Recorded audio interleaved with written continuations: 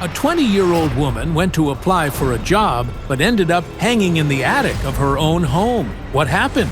And whose voice did she hear in the last minutes of her life? Clairvoyants are investigating. This is Psychic Investigations, a show of real and astonishing stories. Here, people who call themselves clairvoyants investigate sensational criminal cases and incredible supernatural phenomena.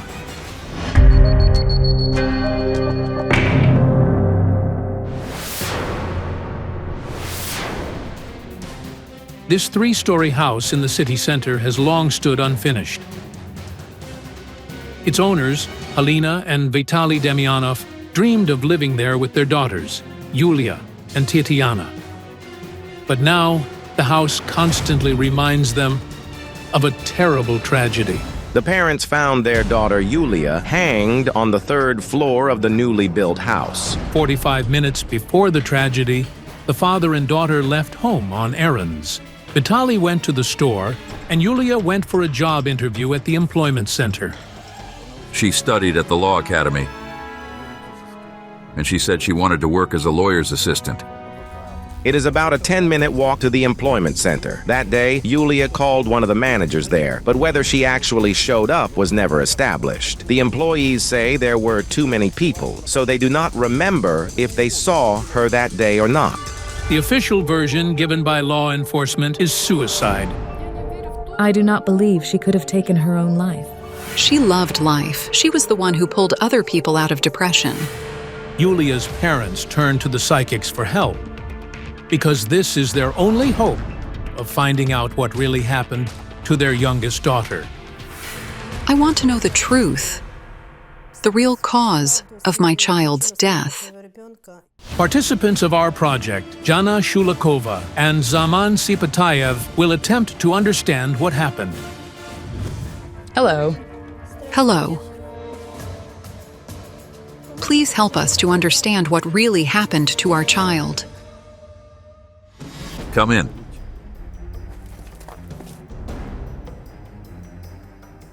From the energy of the house, there's a very warm glow, the kind you usually feel in a religious family. You had ancestors who wore priestly robes like a pastor. There were clergy in the family. Vitaly belongs to an ancient lineage of Old Believers, also known as Old Faith Christians. The book is very old. It's passed down. Passed down in the family. From the oldest to the youngest, it is an old prayer book that's 600 years old. It's been prayed over by many generations.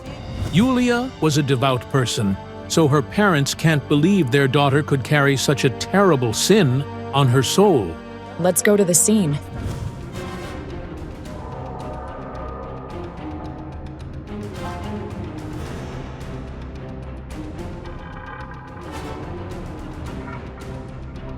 Everything has been moved around here.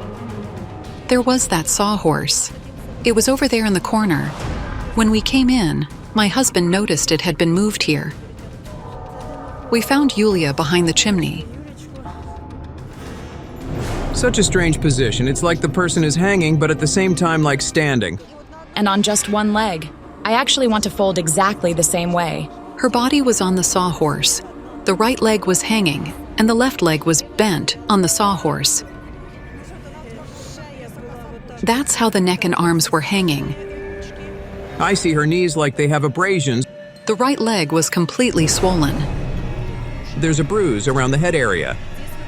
Here was a scrape on the neck that extended here. 2 scrapes on the neck going down here to the chest. According to the forensic report, these injuries appeared shortly before the girl's death. I see a rope, but it is very unusual for a rope. A construction cable. We had been pulling a car with this cable for 100 kilometers just 2 weeks before our daughter's death. And the knot looks strange too. It was wrapped 3 times around the neck, like a nautical knot. This rope really bothers me. It feels like there are underwear hanging on it. Shorts were hanging. I actually see a man here. He's not related to her, no one. So these were his clothes drying and Yes, that's his. he found the girl? He was going to change clothes. Anton is the younger brother of the guy my older daughter was dating. He was at our place at that time. Anton is originally from Kazakhstan.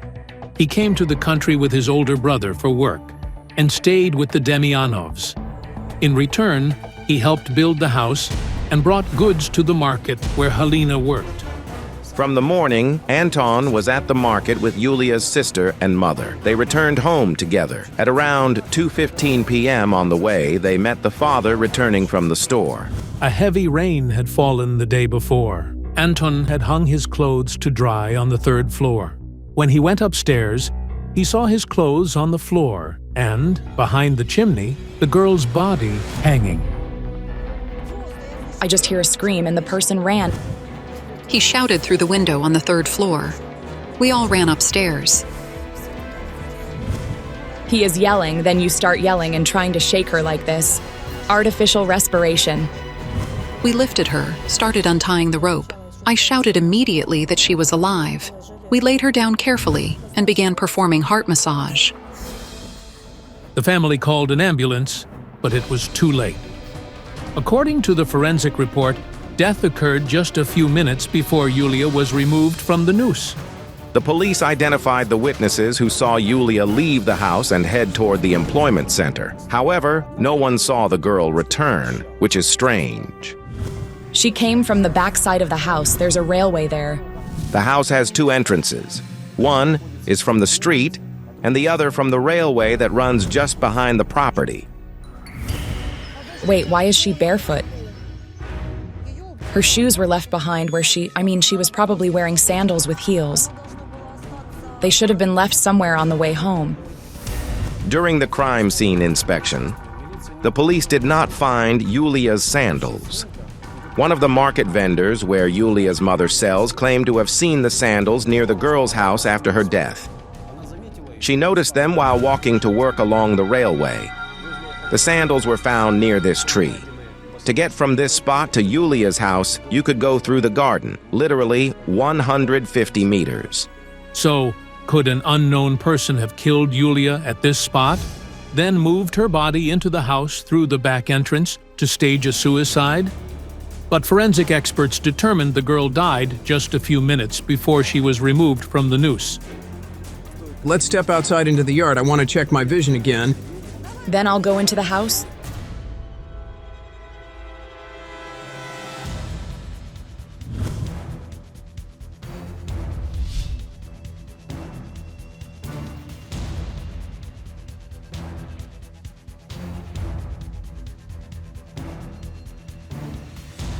The girl drew this, right? Yes. These are all her drawings, and that was also made by her hands. There were several moments in her life that essentially put her very life in real danger. The child was maybe around 10 years old, no more. It very much resembles a seriously severe concussion. She did have a concussion, and she had a spine problem. This happened when Yulia was only 10. Together with her classmates, she went on a school trip to the mountains. Yulia climbed up a high mountain, her foot slipped, and she fell like this. The teachers told me she tumbled down about 40 meters. She had a spinal injury and serious concussion to the brain. There was even a threat that Yulia might never walk again. But fortunately, after several weeks, the girl returned home, where she continued treatment under the supervision of her parents and a neurologist. She was a very developed girl, but I don't really see her as part of a group. She had individual schooling. The girl was not stupid, she was capable academically. I can describe her as a very good student. There were never any complaints about her. Besides that childhood injury, she had another episode, approximately in her early teens, a very strong psychological trauma. She really did suffer a serious psychological trauma. Her friend convinced Yulia to go with her to a monastery. Yulia was 14. One day she came home and said that at the cathedral where she sang, she had been invited on a trip to an old monastery. Well, if you want to go there, then go. But she returned from the trip upset. Later, Yulia told her family that she needed to go back to the monastery with her grandmother so that a priest could perform a special ritual and remove a curse from her. Her parents were alarmed by these words. They did not like the idea at all, and her grandmother absolutely refused to go. She said that in a real church, no one would ever claim that someone was cursed or that something had been done to them. But the girl insisted and claimed that her childhood accident had been caused by a curse. In the end, her grandmother agreed. They went to the place where the service was held, and the ritual began. They called it Okopyevanie. This is an Orthodox ritual practiced in some churches and monasteries to heal people from various ailments. The priest uses a special spear that symbolizes the one which pierced the ribs of the crucified Jesus. While reading prayers, he makes small punctures on the person's body. Can any priest perform this? Yes, any priest can perform this. Tell me, what is the purpose of this ritual? Healing. And is the procedure long? No, just a couple of minutes, and that is all. They prick the painful areas, the legs, depending on what the person complains about, in those places. Several monks gathered around her. I heard her grandmother say, Yulia is crying and screaming. They are poking her. Tell me, what happens to people when this ritual is performed? Nothing happens. If a person is possessed, then they scream and bend.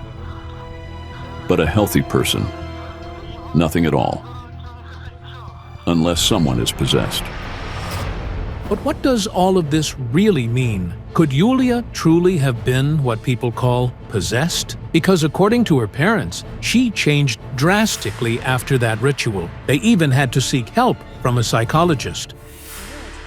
The girl appears in my readings as a child inclined toward creating something beautiful. After finishing school, Yulia decided to take design courses. The instructor took her along to exhibitions. She painted beautiful batik works. So, how do I put this? Though I think you already know, if this has come up. I will be talking about sexual violence committed by a man. This happened a year before her death. Yulia completed her design courses and was looking for a summer job. She was standing in a shop, lost in thought, and she said, I noticed a man behind me. He told her, I have a good place where you can earn some money. My wife runs a sewing workshop. I live nearby. We need to talk to my wife about the job. He even showed his ID and said, look, I'm a police officer. You don't need to be afraid of me. Yulia suspected nothing.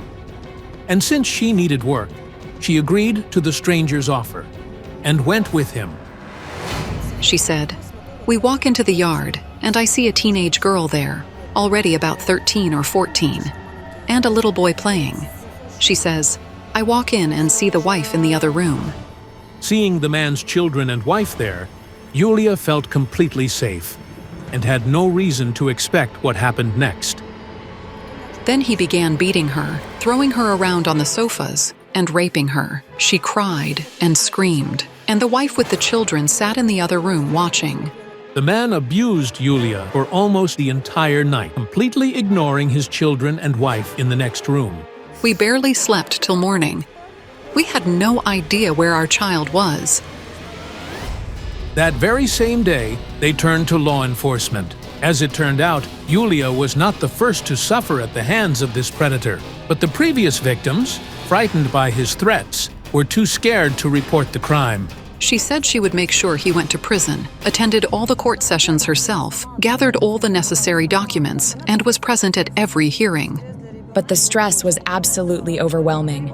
A child lived through that kind of trauma. It's horrifying. During the court proceedings, the girl had to relive that entire nightmare again and again. The moments when she was so brutally violated. Even the countless threatening phone calls couldn't stop. Yulia, could this man have eventually taken revenge on her? I believe he was eventually sent to prison. He was sentenced to 6.5 years. The man who raped Yulia was, at the time of the tragedy, serving a prison sentence. This child had just been living through one nightmare after another. Honestly, I'm amazed that she managed to endure it all. You have to be an incredibly strong person for that. She spent practically her whole life fighting her way through one ordeal after another. A phone call. Something unpleasant, a threat, and from someone she knew. There was a call on the 29th, and on the 30th, she was gone. Shortly before her death, Yulia met a boy online, but soon lost interest in him. He called with threats, swearing, saying, "You strung me along for 2 months, and now you dumped me, just like that." So could that boy have tried to confront her? At the time he called her, he was out of town relaxing with friends. Apparently, he'd had a bit to drink and decided to sort things out. She had no interest in him whatsoever. There was no relationship between them. So Yulia didn't meet with her online acquaintance that day. Then what did happen to her? There was someone beside her. She was hearing a voice that telling her what to do. I would suggest returning to the place where it all happened.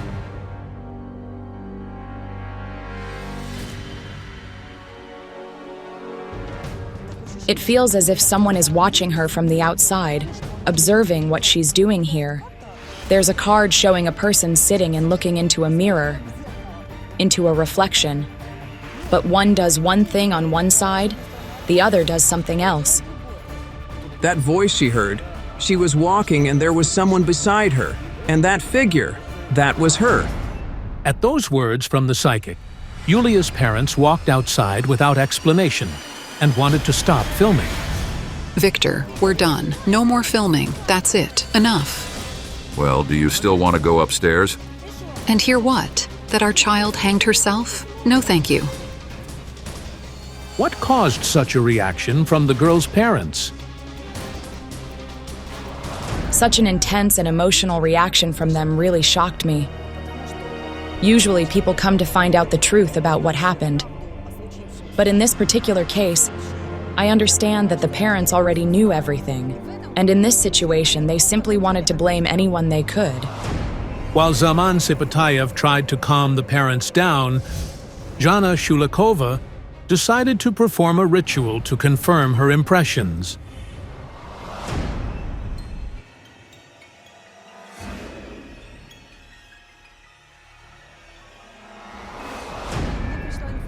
I received the sense that inside the girl's body there was someone else. Some kind of entity that was feeding off her energy and suppressing her. In the end, it simply destroyed Yulia. A psychologist would call this phenomenon a split personality.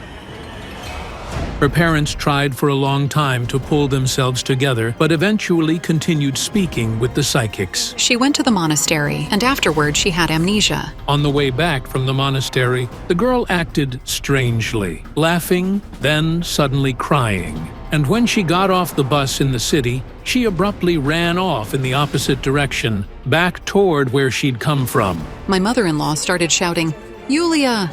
but couldn't catch up with her. She ran in and said Yulia had taken off. Wasting no time, the parents immediately contacted law enforcement.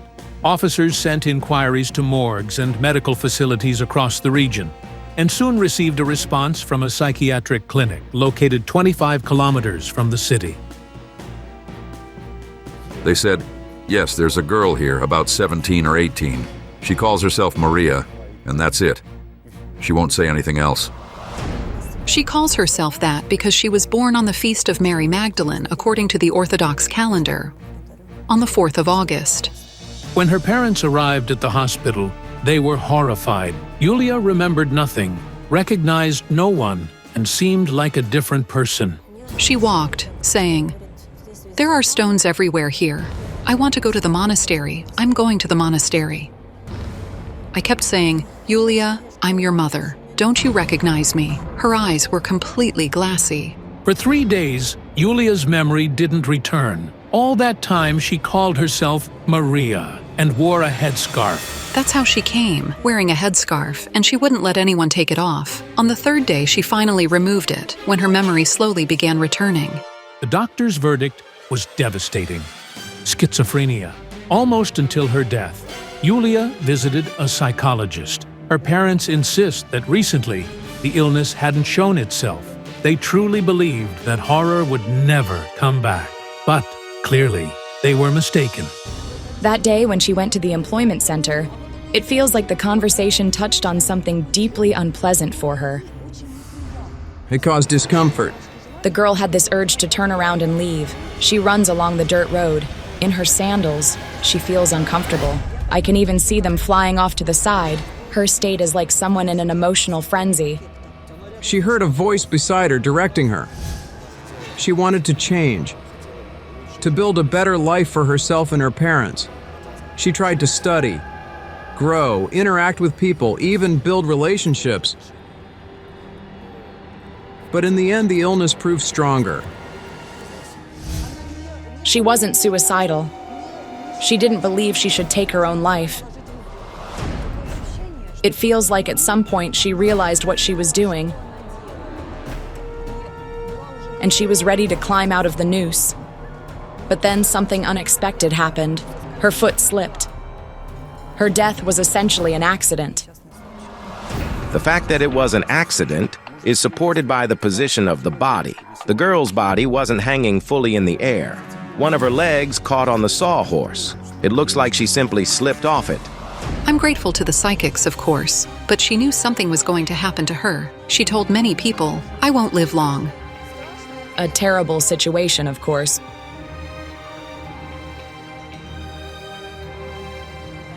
But you still have grandchildren to raise. A horrifying murder of a young ballroom dance champion. Who took the girl's life with such cruelty? Don't miss out. The psychics will expose the murderer.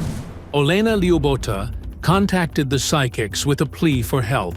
Her only daughter, Marina, enrolled in university to study economics. Starting her second year, she lived in this apartment, inherited from her grandmother. It seemed her whole life was ahead of her. But 6 months later, Marina was murdered. The poor mother still doesn't know who took the life of her 19-year-old daughter and why. I always light this candle when I come here. Since she was 6, Marina had been doing ballroom dancing with a local group. This was her first performance.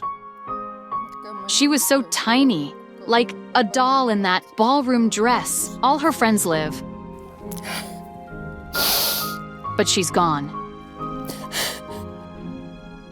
At 14, Marina became the Ukrainian champion in ballroom dancing. She brought home 2 certificates, first and second place. However, she had to quit dancing. It required money to pursue it professionally, and the family didn't have it. Her mother works as a mason, and her father is a railway engineer. To help her parents, Marina always worked during school breaks. The most terrifying thing is that ever since she went to study, her mother almost nightly had the same horrifying dream. I saw her in a wedding dress lying in a coffin. I had this vision several times. And later, I witnessed it awake. The nightmare became reality. It was the first week of the school year. It was September 6th, Tuesday. Third-year student Marina Lyubota went to her friend's birthday party. She was preparing for the birthday, and when she came home, we went to buy the gift together. She called me, but I was on the bus and couldn't talk to her. She said, "Mom, don't call me. I'll send you texts and call you to tell you how things are." Later, Marina texted her mom to tell her she was going to the club with her friends. At night, she sent her a text saying everything was fine and she was going to sleep. When I got the text, I was reassured. I was going to call her in the morning, but then I thought that I should let her sleep since she didn't have her first class. But around 4 a.m., she sent me a text saying she was already home, and at 6 a.m., she was found dead in the nearby park. To the left of this tree on September 7th at around 6:45 a.m., Marina's body was discovered. She was lying head toward that direction, face down, legs toward the tree. Marina's body, showing signs of violent death, was found 100 meters from the building where she lived. The victim had her lower jaw broken, 2 teeth knocked out, and lips split. Her head had multiple external and internal hematomas, as well as abrasions and bruises. The cause of death was a traumatic brain injury, specifically a fracture of the skull base bones, which led to irreversible brain damage. The strangest thing is that neither Marina's body nor her belongings bore any stranger's fingerprints. We only found Marina's fingerprints. The investigators checked over 500 suspects to find at least some clue that could help identify the perpetrator. They even turned to the psychics. At this point, all possible versions have been checked. However, the perpetrator has not been identified. So perhaps the psychics can help or guide us or suggest where else to look to identify the criminals. Clairvoyants Ilona Kaldre and Olena Kurilova take on the investigation of this case. I really hope new facts will emerge that will lead to solving the murder. Marina's mother is waiting for the psychics not far from the place where Marina spent the last 6 months of her life.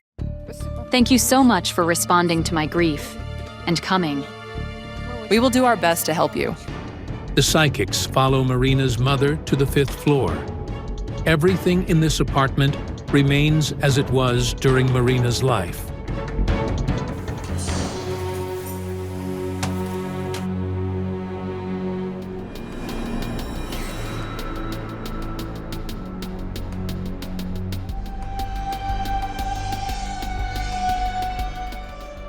She's offering me a cup of water. She's very hospitable. She brought this tea set from home. She used to host tea parties here with her friends.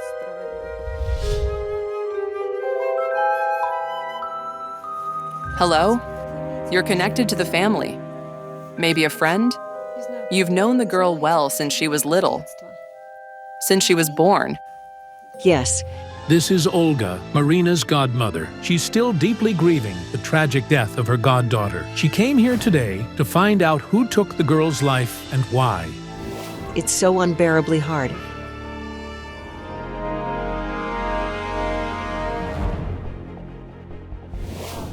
I tried to tune into the event that happened a few hours before Marina's death. She was in the company of girls.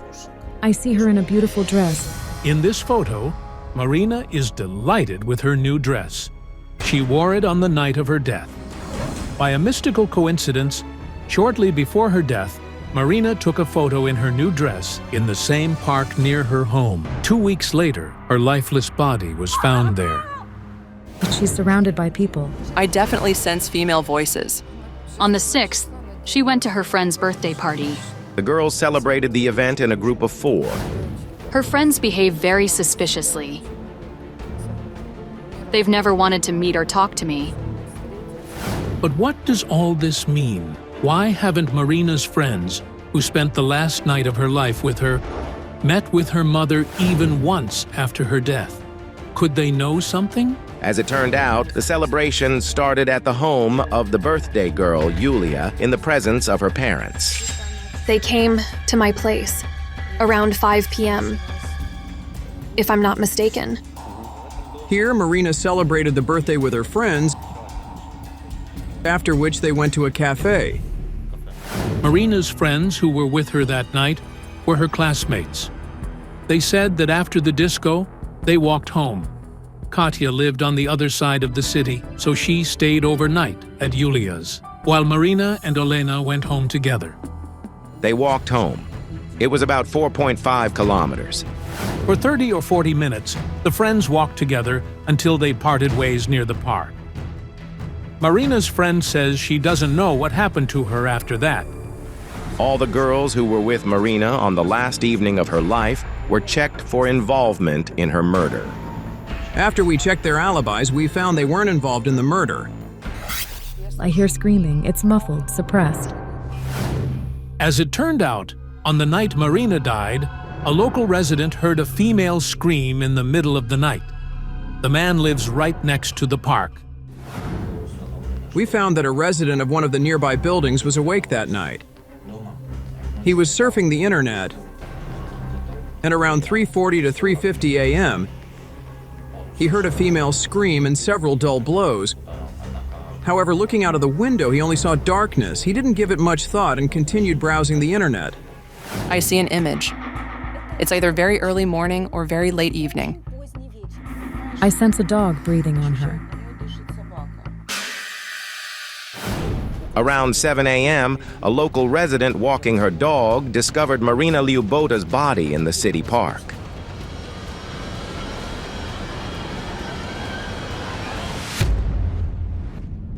A very striking girl in appearance. Her legs are exposed. She's face down.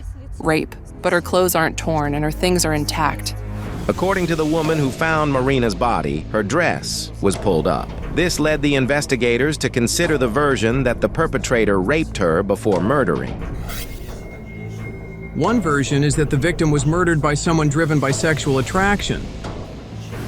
However, the forensics claim that Marina Lyubota was not raped. I can't work like this. I need to see the site. I need to understand what happened there. And I'll go to the cemetery. I need to talk to her.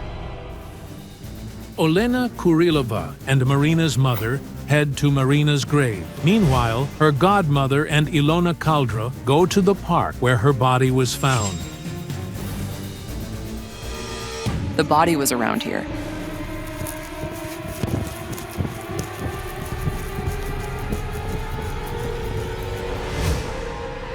She was lying somewhere here. Yes. What kind of eyes could be here? Could there be CCTV in the park? No? No. I keep sensing some eyes. Could the guard be connected to what happened here?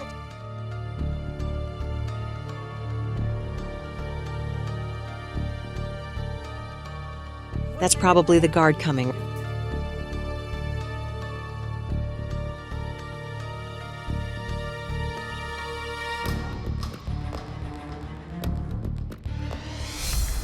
Tell me, if you hear a strange noise, a fight or something at night, would you go there?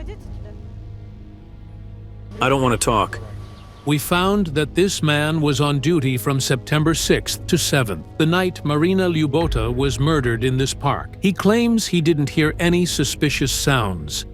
We can't cover the entire park, you see? I could be at one end while the murder could happen at the other. The park spans over 10 hectares. The guard station is located almost in the middle. The building is equipped with an emergency button. However, even if the guard had somehow heard the girl scream in the middle of the night, he still wouldn't have been able to call the police because, for some reason, the device malfunctioned that night. There are too many ifs in this story. If the guard had heard, if the people who heard or saw something had responded for help, if the emergency button had worked, if the girl would be alive. This incredible coincidence became fatal for Marina. But who and why murdered the 19-year-old university student so cruelly? He's like a beast. He wants to pounce on her. But I can't understand his true motives. Marina's jewelry, where is it? The first thing that I see is her earrings. They're not gold, just the metal is yellow. The ring is definitely gold. The victim's gold items were missing, a gold ring and a gold chain. Also, her earrings not gold though. They were costume jewelry, but they were also missing. But the police immediately said it wasn't a robbery because it didn't look like one.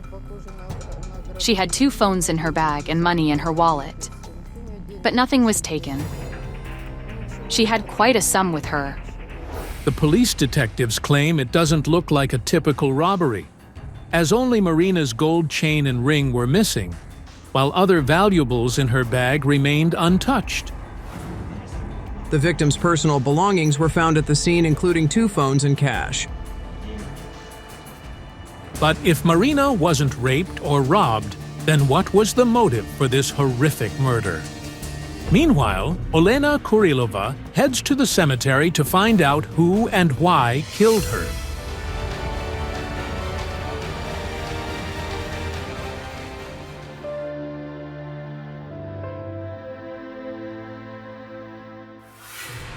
I sense a man. She had a boyfriend. Who is Artur or Artem? Artur was her boyfriend. They dated for a year and a half. I see them chat. I see words. Love messages. They met online. He studied. They studied together. As we found out, 2 years before her death, Marina met a young man named Artur on social media. It turned out he studied at the same university as her. They started a romantic relationship. Marina sent me a friend request, and we started chatting. First, it was a mere interest, and then we began dating. There was a breakup. Yes, they broke up. Something happened, but she didn't tell me. I now see her last moments. An attack and blows. The blows keep landing. And then that's it. She chokes on blood. Her whole face was bloodied. Could it really be Artur who murdered Marina? They broke up. He initiated it. He led it to the point where they broke up. It became clear that continuing our relationship would burden both of us. So I suggested we part ways quietly and peacefully. So yes, I initiated the breakup. Does this mean there was no conflict between the young people and Artur had no reason to kill Marina? We verified Marina Lubota's ex-boyfriend Artur for a possible involvement in her murder and found no evidence of his guilt. There's a spot, a very informative spot. Where is the psychic going? What did she sense?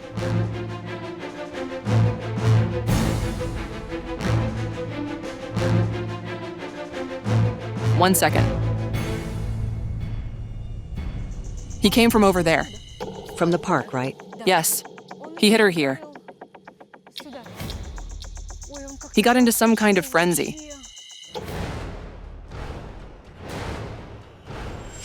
Yes, she collapsed, and he took her and went that way.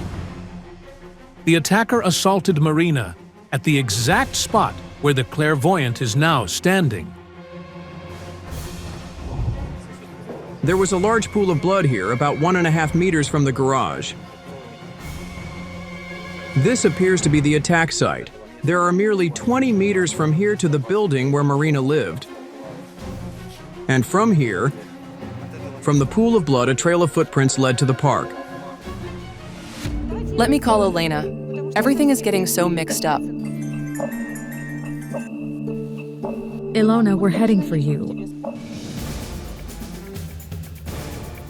Half an hour later, Olena Kurilova is at the scene of the tragedy. The clairvoyants continue their investigation.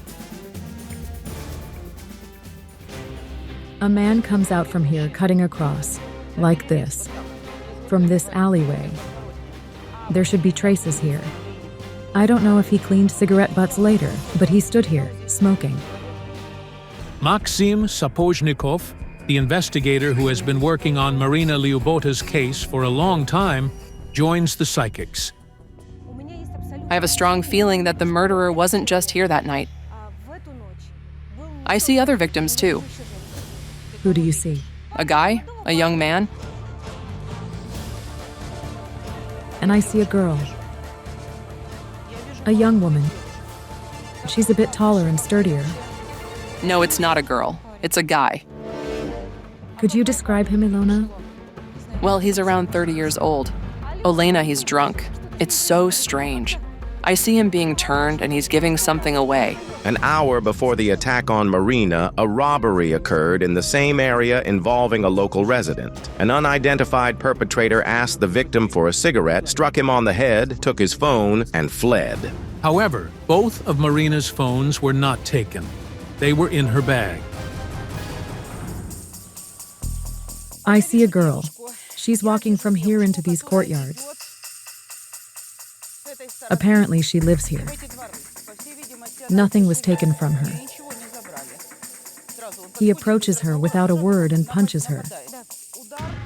She turns and breaks free.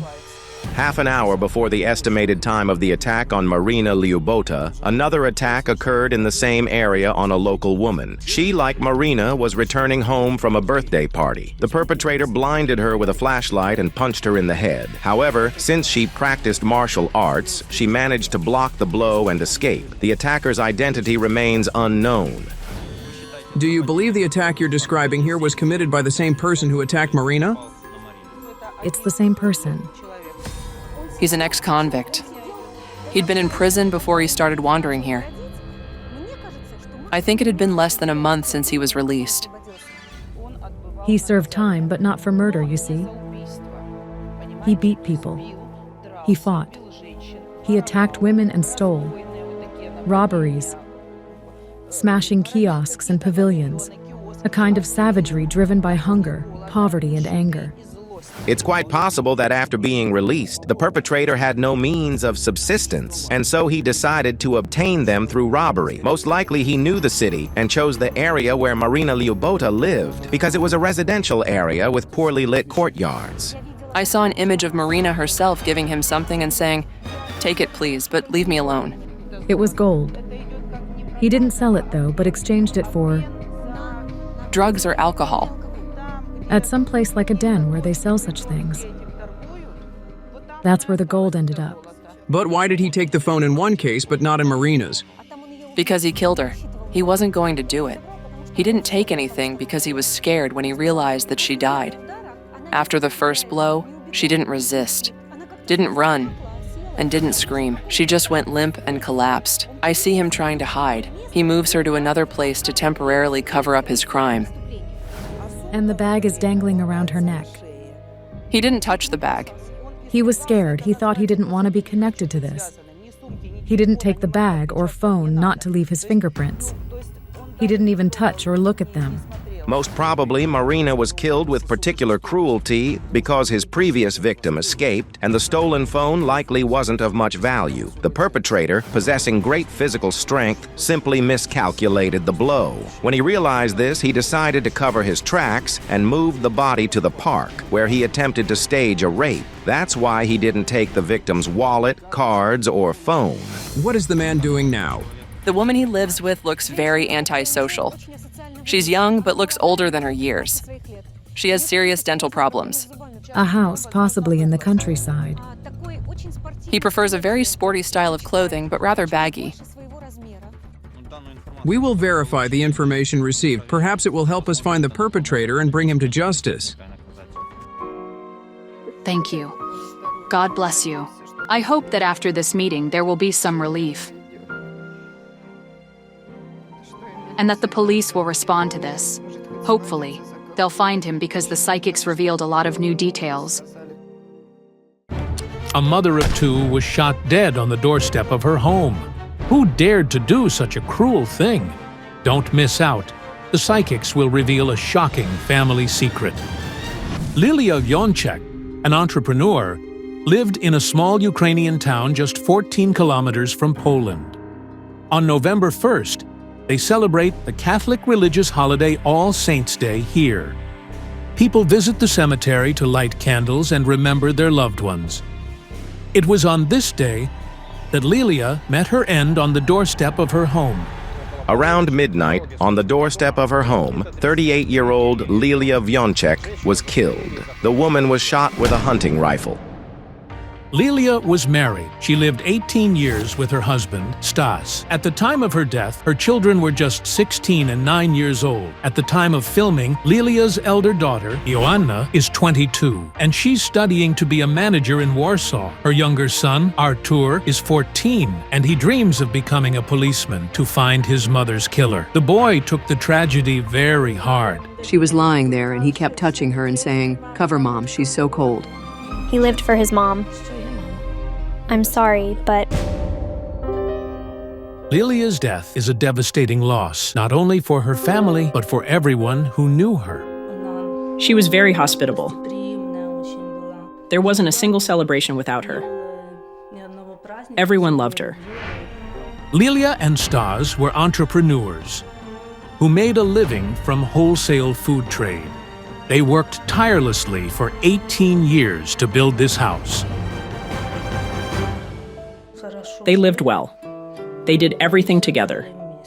They ran their business together, raised their children together, and built their home together. However, Lilia didn't get to enjoy life in her new home. Just 2 months after the works were completed, she was murdered. She was innocently killed, but why? Nothing foreshadowed the tragedy that morning. The children were with their grandmother. Lilia and Stas went to commemorate their relatives in a nearby village. In the evening, they returned home. After we parked the car in the garage, Lilia suggested we take a walk. The weather was nice. They walked to the local cemetery. The tragedy occurred on their way back. Someone was waiting for them near the house and shot Lilia as she approached the door. One shot was fired from a 16-gauge rifle using a cartridge loaded with bird shot. It contains 9 such pellets. Lilia sustained 3 through-and-through gunshot wounds to the chest, 2 penetrating wounds, and 1 through-and-through wound, each to the shoulder and forearm. At that moment, Stas was in the garage. He rushed towards the sound that rang out near the house. What he saw left him in shock. His bloodied wife lay on the doorstep. I started lifting her up. I called the police and then the ambulance. However, the paramedics only arrived to pronounce her death. Lilia Vionchek died in her husband's arms. A lung and the liver were damaged, causing severe internal and external bleeding. The police spoke to nearly every resident of the town and nearby villages. No one saw or heard anything. The killer seemed to have vanished into thin air. The grief from losing his wife had completely shattered Stas's life. He now works in trade in another town. The house remains empty most of the time. Lilia was the love of his life, his one and only wife. He loved her dearly. Lilia's parents, Josefa and Josip, are the only members of the family that still live in the town. She was honest, fair, and kind. She would never even think of harming anyone. Lilia's parents sought help from the psychics. 2 renowned psychics, Olga Kalinova from the Czech Republic and Ukrainian Molfar Olena Stetsenko, took on this complex case. Before their arrival, each psychic received a photo of the victim. As soon as I tune into the woman, I sense profound emotional pain. She suffered because of a man, someone close to her. And the most terrifying part is that the man wanted her dead. I hear gunshots. I try to ask her spirit who this man is, but she won't tell me. And for good reason. She says he's dangerous. I see the spirit of the woman in the photo standing before me. And there's a small boy's spirit standing in front of her, pushing me away as if to say, "Go away, don't touch her." But who is this boy?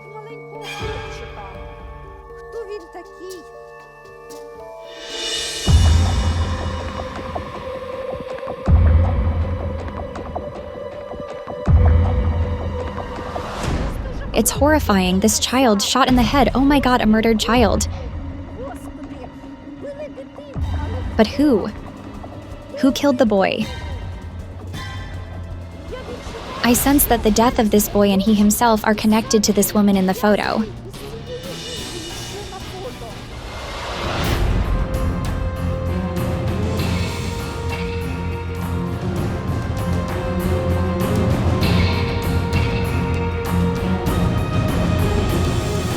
Hello. Hello. Please come in.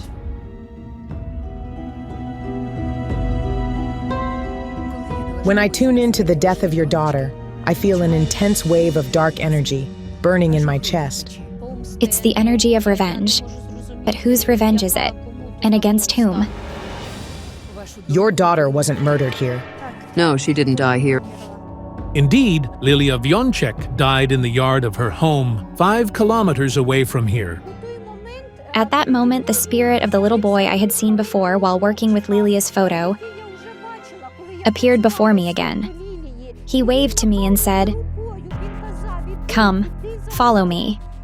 And then he disappeared. Who is the boy the psychic keeps seeing, and how is he connected to Lilia's death? We need to work at the spot where your daughter was killed.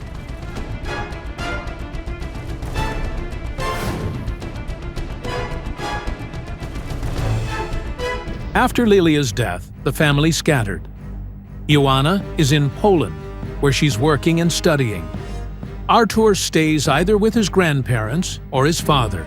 The family hasn't yet recovered from the terrible loss, so nobody is currently living in the house. I simply couldn't come back home. Stas is waiting for the psychics near the house. He arrived here once he learned about the arrival of the clairvoyants. Hello.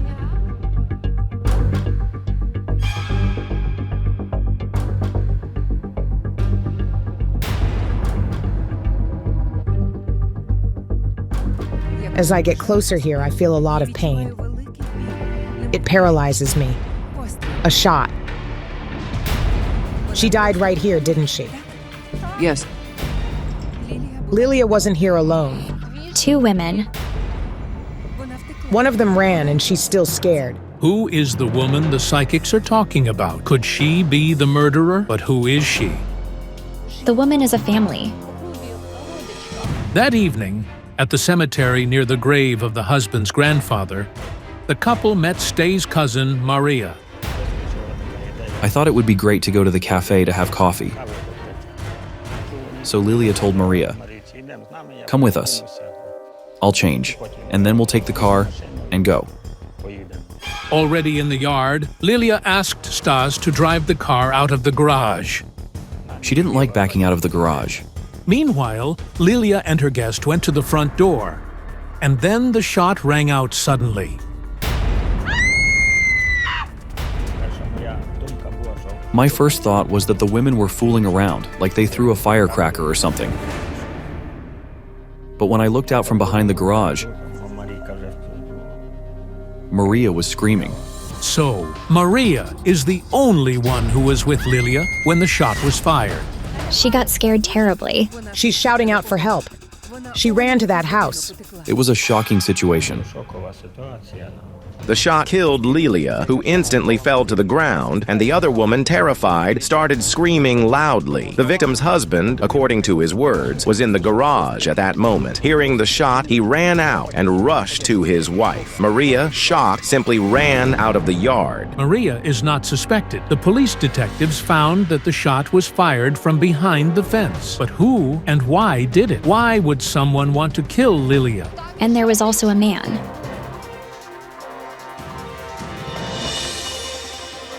Who lives here? Our neighbor. He was walking around, bustling. He had a weapon. And the man was nervous terribly. The forensic experts calculated the distance from which the shot was fired, less than 5 meters. This indicates that the murderer fired from behind the fence, outside the yard. But if the shot was fired from the neighboring yard, could it really have been the neighbor? The murderer had an ambush here.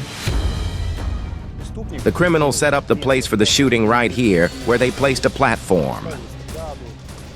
But on the evening of your wife's murder, no one lived in that house. The yard belongs to a man who uses the house as a country house and doesn't arrive often. As of November 1st, 2008, there was nobody there. If Stas and Lilia's neighbor is not involved in the murder, then who entered the property and killed the woman?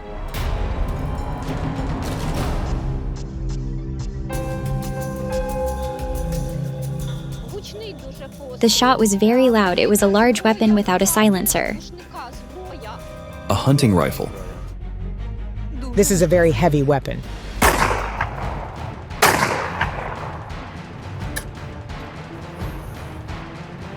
According to the examinations, the shot was fired from a rifle of the 16th caliber. Therefore, the investigators primarily began to work with people who owned such rifles.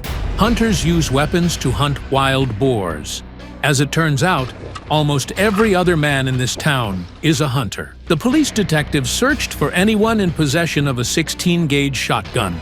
They collected rifles from everyone in the town and the surrounding villages. There was a dark vehicle here after the shot.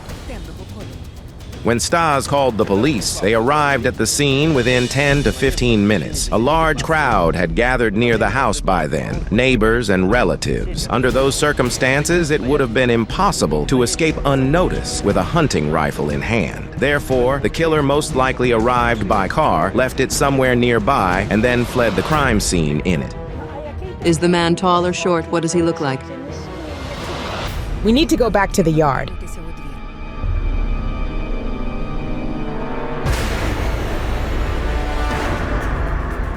Voices, voices. Stas killed his wife. What's this? Everyone says you killed Lilia. I didn't do it. The police accused me and made me a suspect. Stas Vionchek was the initial suspect. The fact that he lingered near the garage and only arrived after the shot aroused suspicion. Moreover, even today, Stas remains one of the main suspects in the murder, supposedly having killed his wife during an argument. After all, Lilia's death was very beneficial for you. It was all about the money. Now you're in charge of the entire business. God, you also have a rifle at home, don't you?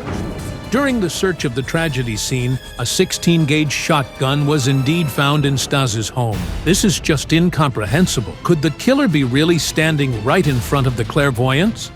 He had a rifle like the one used to kill her, but his was locked in a safe on the 3rd floor. Nevertheless, they said he ran up there, grabbed the gun, jumped over the fence, and shot her from the other side. But he would never have enough time to do it. Maria testified that I arrived within 7 to 5 seconds after the shot.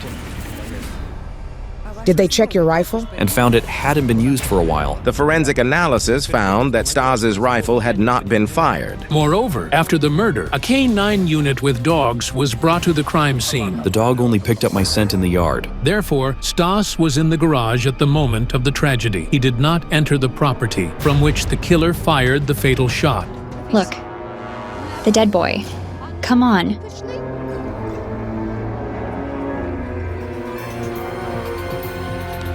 The clairvoyants stop at a neighboring yard. But why?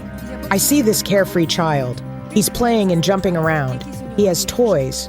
Suddenly the picture changes. This boy lies on the ground with a gun wound in his head. Oh, it's so horrifying. My son and his wife are his parents. Your son? It turned out that Ivan, Lilia's brother, used to live in this house with his family. One day, he and his wife went to celebrate one of their relatives' birthday and left their 9-year-old son, Robert, home alone. I sent gunpowder and hear a shot. When the couple returned home, they found their son dead, with a bullet in his head. According to the relatives, the boy was shot in the head with a .412R pistol designed for firing rubber bullets. The weapon was found at the scene. But Lilia's brother is screaming at her, "You killed my son!" After the boy's tragic death, Lilia's brother and his wife couldn't bear to live in this house anymore. They moved to the other end of the town, and people still say that Lilia Wonchek died because she was involved in her nephew's death. Everyone said terrible things about her. They threw so much mud at her. The house is full of weapons. He had both his personal guns and those he was given at work. Back then, they provided inspectors with guns. Lilia's brother worked as an inspector in the customs service at the time.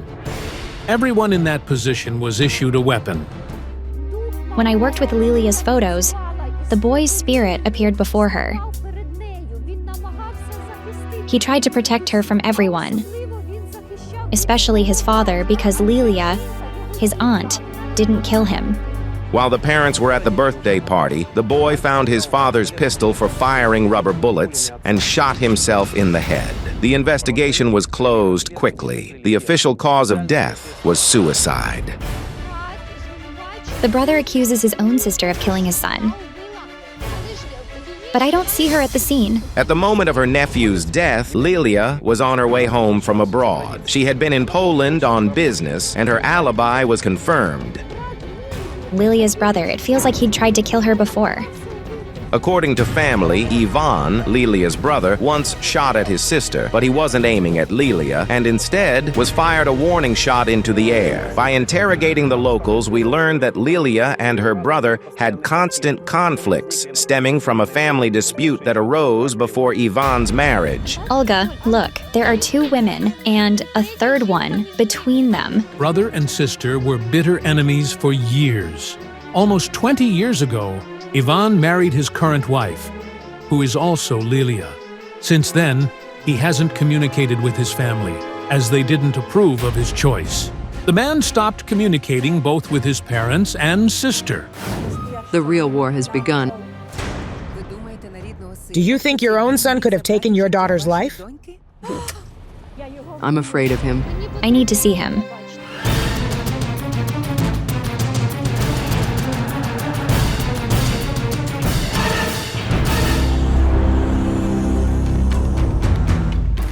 No one answers the door at the man's home. Today, he owns a business and runs his own body shop nearby, so the psychics head there.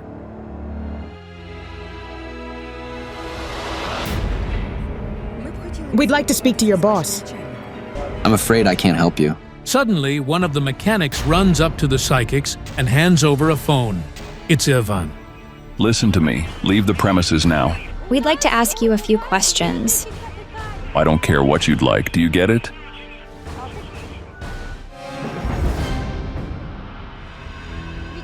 I sensed the energy of a bitter, vengeful person. Lilia's spirit won't speak to us here. We need to go to the cemetery.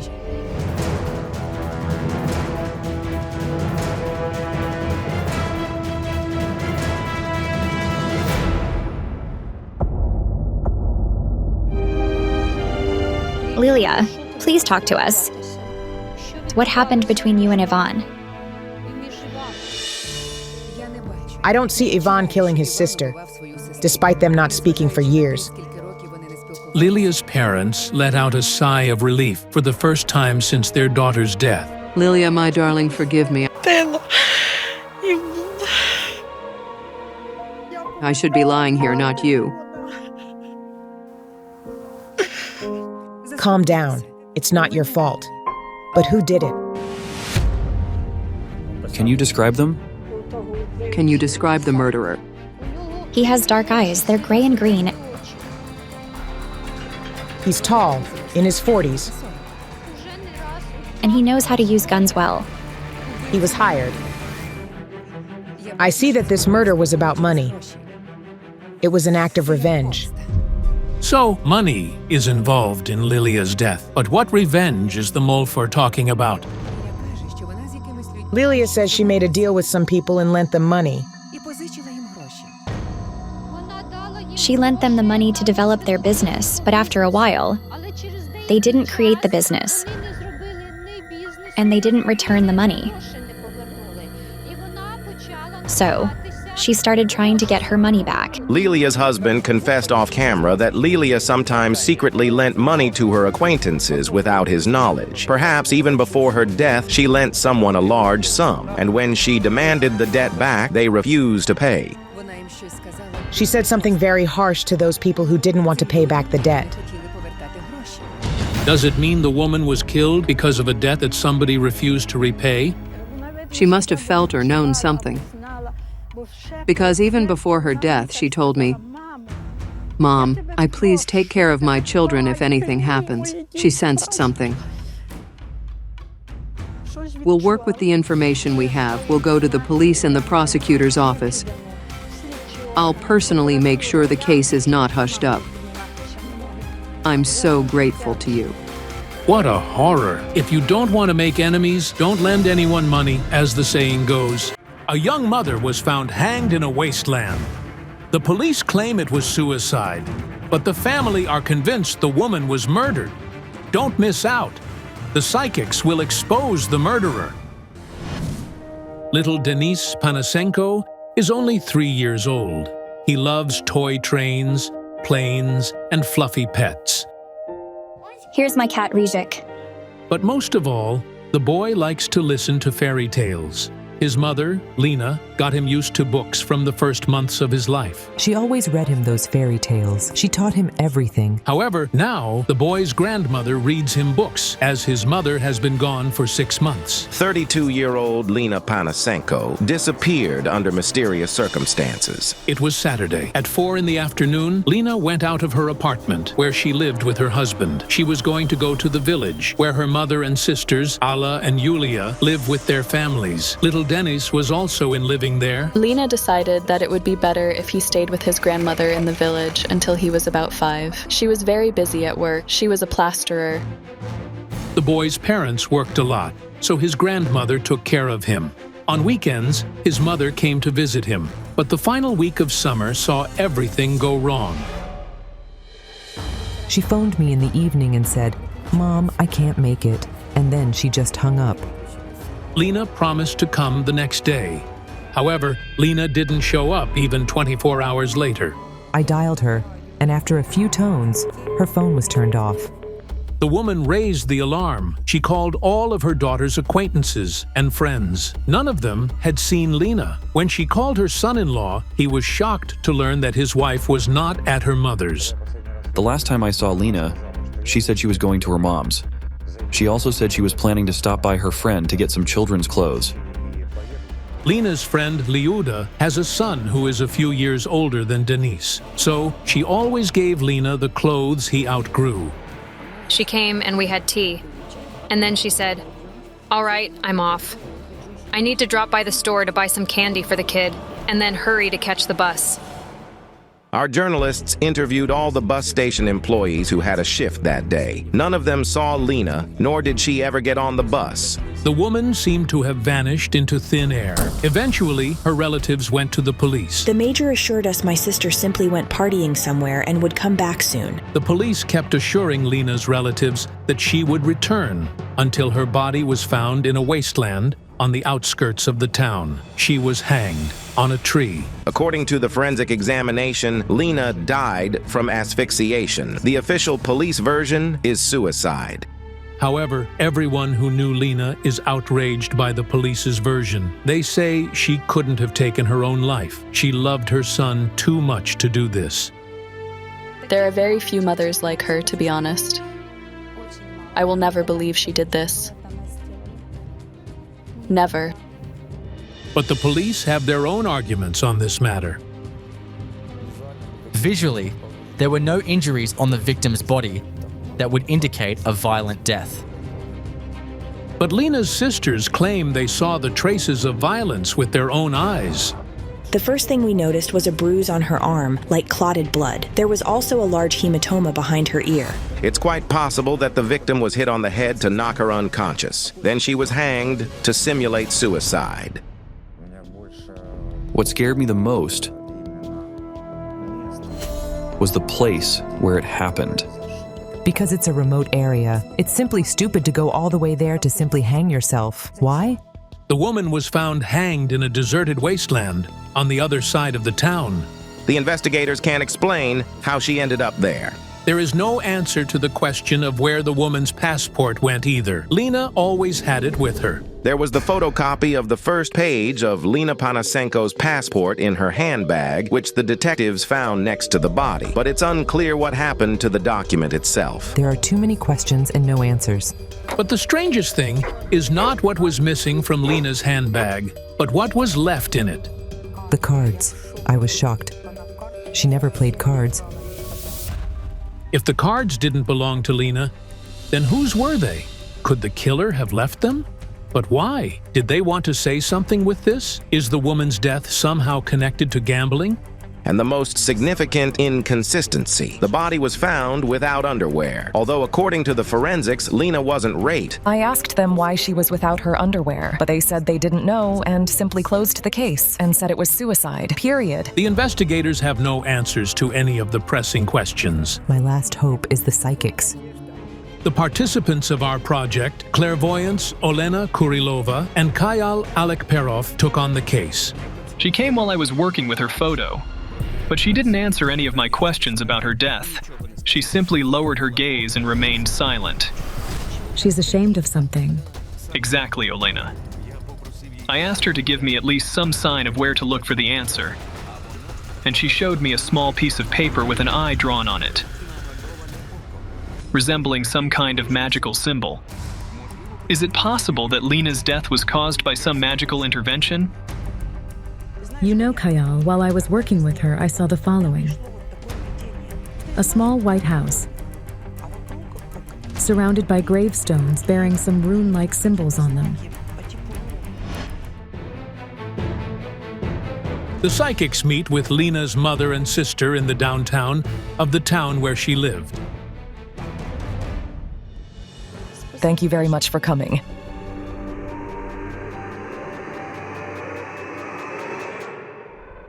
Mommy. Mom, I came to you. I was at yours. I stood by the window. Yes, I remember it. A few days ago, Denise and I were playing in the bedroom. Denise said, Grandma, someone's knocking on the window." I ran there and heard dull knocking, like a bird's. She's trying to say something. Ma. I only hear Ma, and nothing more. I heard a female voice saying, "There was no prayer. She was not given a proper Christian funeral." Yes. The priest refused to conduct a funeral service for Lena because the police concluded it was suicide. But what really happened to the young woman? Did she take her own life, or was she murdered? But who could do it, and why? Two of Pentacles, a double game. The card of money. Money is involved in the death. What double game could it be? And what money? Lena and her husband weren't wealthy. I need to do a good big spread. Let's go somewhere where we can sit down.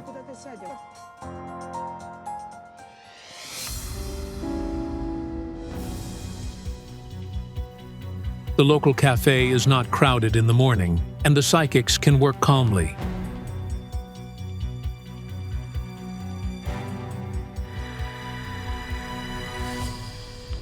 The cards say that your daughter was murdered. She's not a suicide. I knew this all this time. Tell me, did you notice that Lena recently seemed unlike herself? Like she became a different person? Yes. At some point, she withdrew into herself and became very thoughtful. I saw that something was bothering her. Is it possible that Lena had some troubles of which didn't want to tell her family to not upset them? She said, "Oh, Ma, I can handle it myself. You don't need to worry about it." This is word by word what she told me. I have a feeling that Lena went to meet death for the sake of her child. My God. This is unbelievable. A vase of flowers stood on the table behind the psychics, and it fell suddenly. It got smashed, but there was absolutely nobody around it. It was a sign. I hear your daughter. She blames her husband for her death. I feel that their relationship was on the edge. I have a photo of her and her husband. Yes, I'd like to see it.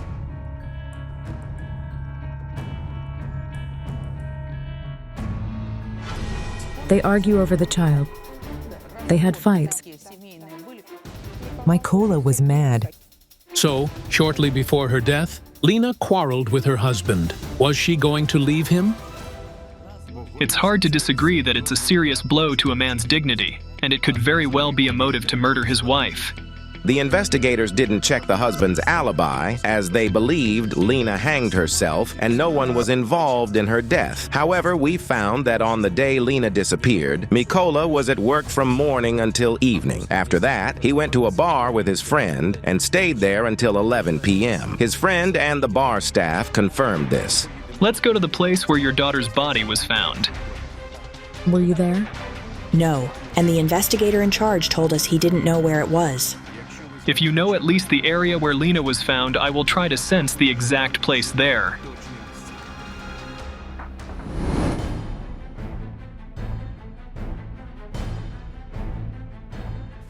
Hello, I'm a representative of the local police. When the local police learned that psychics had arrived to investigate Lena Panasenko's mysterious death, their press officer joined them. We're also curious about what exactly happened here, so we'd like to know what the psychics think. Overall, the energy of the place is very unpleasant. I see Lena's body to the right-hand side of the road, and there's also a small body of water, or a ditch there. Indeed, there is such a place further down. I see a lowland with 3 trees. Let's go. The woman from the police does not say where exactly Lena was found hanged. She's apparently testing the psychics.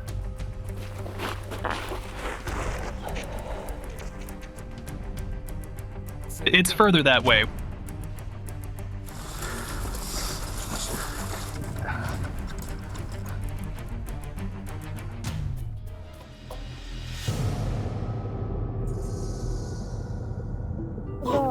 Svetlana stops. It seems she's not feeling well. Does anybody have water? I feel like I'm being choked.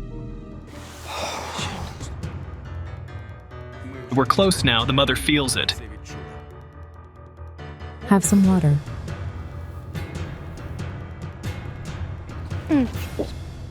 Exhale, like this. Do you wish to go on? Yes.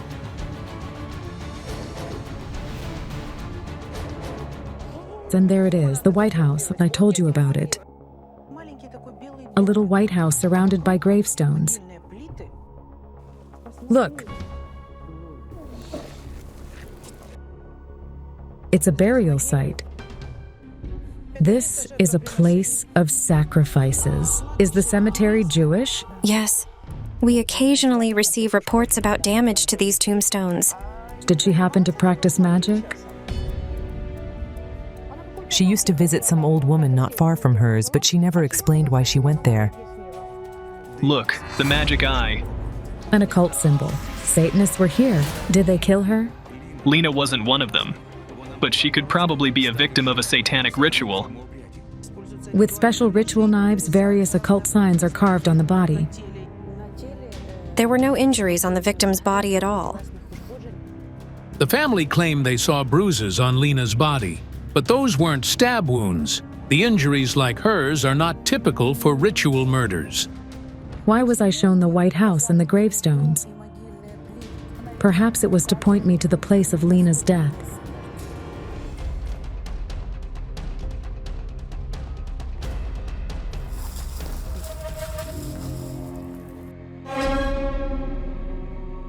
Over here. She was hanging on this tree. Yes, it's the tree. This is the place. This is the first time Lena's mother and sister are at this tragic place, and they cannot hold back their emotions. I love her very much. It's so hard without her. She's grateful that you are taking care of her son. Don't worry, Lena. Your son will stay with us. She's nodding. Her spirit is pointing at her throat. There's a black rope around it. The leather strap of her purse. The purse is in the car. We have it. The murderer's fingerprints could very well be on the victim's bag, but the forensic experts didn't check them, as the detectives immediately concluded that there was no crime in Lena Panasenko's death.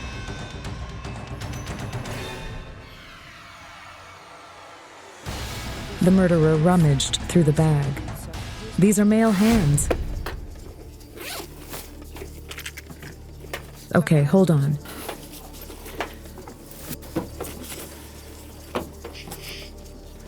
The cards? And what is this number? It's the pawn shop's number. We immediately checked the number. The pawn shop administrator informed us that the victim had a debt. She had a loan to repay. They're still calling me. She left my phone number as a warranty. She needed money. The card of money. Money is involved in the death.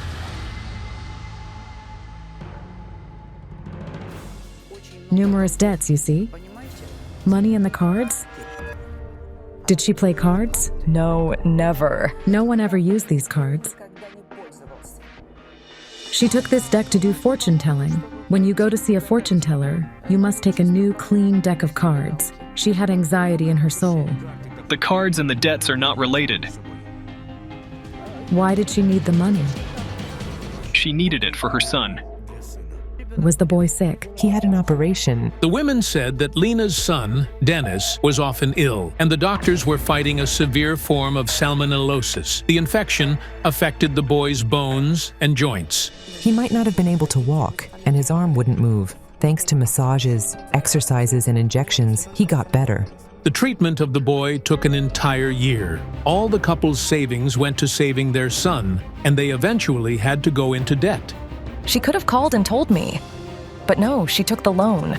Lena owed the bank about 10,000 Ts hryvnias and also borrowed 3,000 from the pawn shop. This, by the way, explains the absence of her passport. She exchanged it for money. According to Lena's friend, she was late in repaying the debt. It even got to the point when they told her that if she didn't pay, say 600 hryvnias, today she would have serious problems. Lena is showing me the magic eye again. Who has a banknote? And here is the eye. The secret lies in the money. Olena, she's very ashamed. She's crying. Connections with men, like love. This is the card of work. A hand giving money. I don't... Did she take money from men? For love? It was a specific kind of love. Online dating, you see. We checked the clairvoyant's words. Through Lena's mobile phone number, we found her secret page on social media and read one of the chats there. What we found there is deeply shocking. Price? How much per hour do you want? I don't have a rate. I need money badly. Open for offers. How old are you? Will 400 UAH be enough? Would you like to repeat the paid date? I have a guy who wants you. Can I see his photo first? I don't want to run into someone I know. From the text of the chat, it's clear that Lena was arranging a sex date for money. And there are lots of similar chats there.